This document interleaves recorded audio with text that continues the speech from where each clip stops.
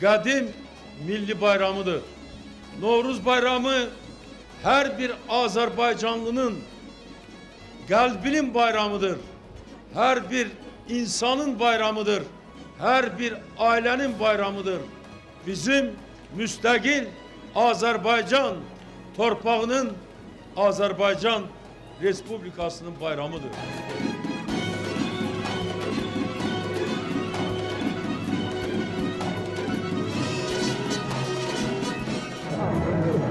Biraz zahmet olmasın bunu. Ya Allah, ver benim bəxtimi.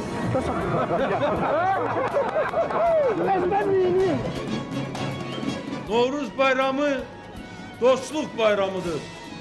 Mehribanlık bayramıdır. Mənəviyyat bayramıdır.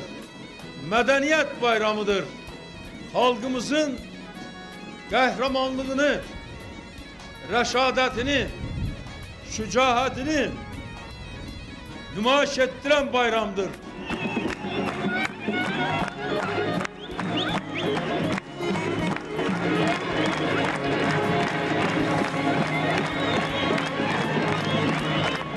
Novruz bayramı həmişə bizim xalqımızı birbiriyle daha da sık birleştirip həmişə bizim insanlarımız arasında dost